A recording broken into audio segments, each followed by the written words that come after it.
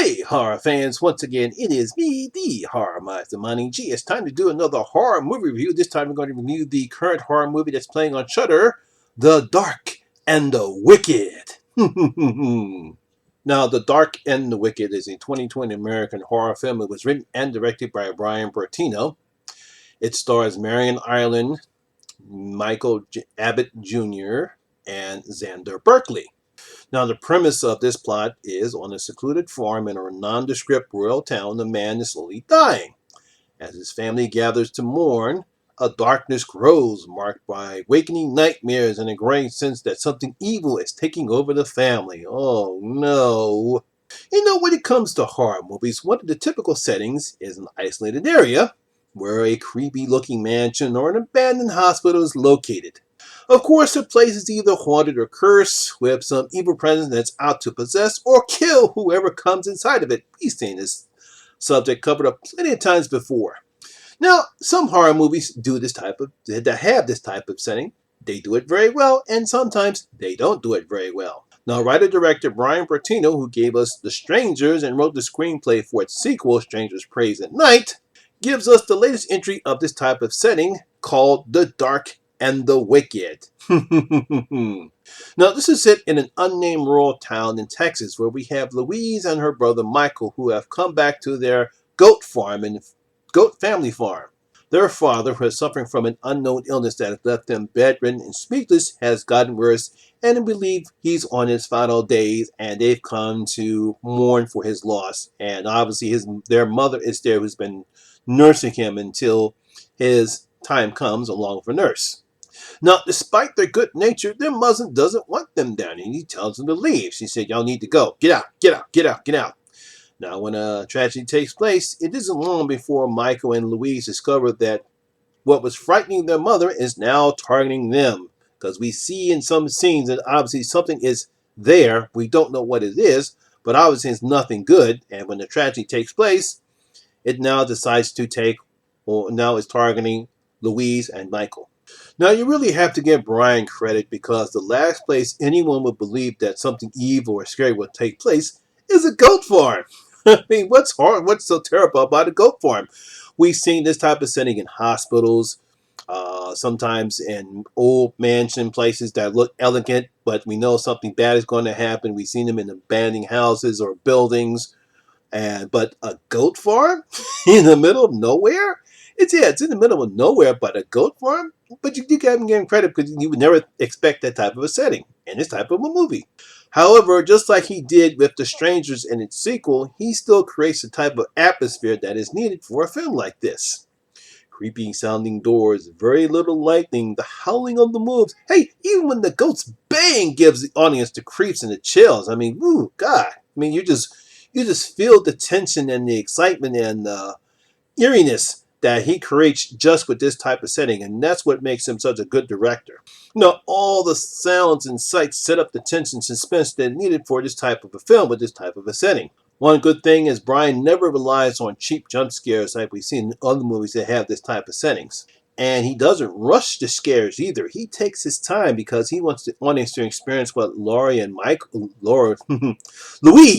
and Michael are witnessing at the same time. It's just a very slow build. Some people might find it a bit boring, but with the pacing and how he executes the scares, along with the other creepiness that's going along, it draws the audience in, and you're experiencing what they're experiencing. I think that's what makes this such a fantastic horror movie, because it's told day by day.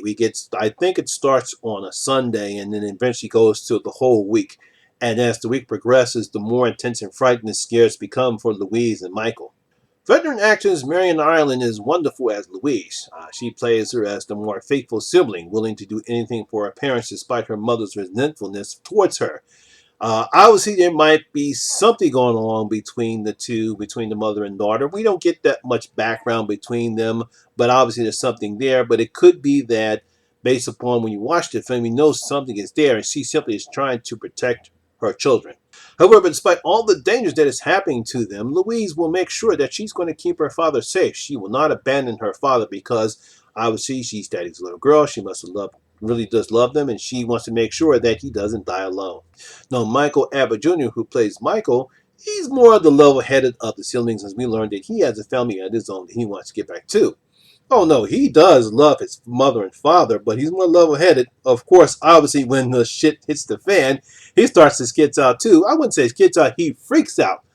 He knows there's something wrong, but he's like, I got to do something, but I just want to get back to my daughters and my wife. There is a subtle message that Brian plays into that despite whether a person's belief that whether or not there's a God, evil will find a place to haunt or drive people crazy. It doesn't matter. It doesn't matter if you believe or you don't believe. That's one of the notions he plays in here. He's in here because, as we learn, the family is not a religious family because they obviously don't believe in God. But it doesn't matter. Evil is evil, and it's going to still take a hold of you whether you believe in God or not. And I like that aspect. It's a little small aspect that Brian plays in the film, but it obviously centers upon the evil that's taking place. We don't know why it's attacking them, but it's there. Now, most people will enjoy this picture, but in again, it's a kind of a slow horror film. There are some great practical effects. There are some creepy imagery in here. But again, Brian has given us a horror movie that is frightening and unnerving in some places, and then we do have that. I guess towards the end of the film, there's some, ooh boy, here's some powerful stuff that happens. I won't mention it here, but if you see the film, I know what I'm talking about. But like I said, this horror movie is frightening. It's very unnerving with some very creepy imagery, decent acting, and some unusual. And it has an unusual setting that should satisfy most horror fans. I really did enjoy this picture, and I believe most of you guys too. Like I said, it is playing on Shudder right now. So I'm going to give The Dark and the Wicked 4 out of my 5 bloody gold coins. Yes, going to get 4 out of my 5 bloody gold coins. I know this movie came out in 2020, but I believe because of the COVID, it actually came out this year, and I've heard some people that had some good thoughts to say about it. If I'm not mistaken, I believe Lee from Drum Dums actually put this on his top 10 movies so far. Right now, this could be one of the best horror pictures I've seen so far this year. So if you haven't seen it, please go watch it. Go to Shudder and watch The Dark and the Wicked. So there you have it. That is my review of The Dark and the Wicked. I hope you did like it. If you did, please like and share because it will help out on with the YouTube algorithm. Also, please, if you've seen The Dark and the Wicked, leave your comments in the comment section below and tell me what you thought about the film. Did you enjoy it or did you thought it was a snooze fest?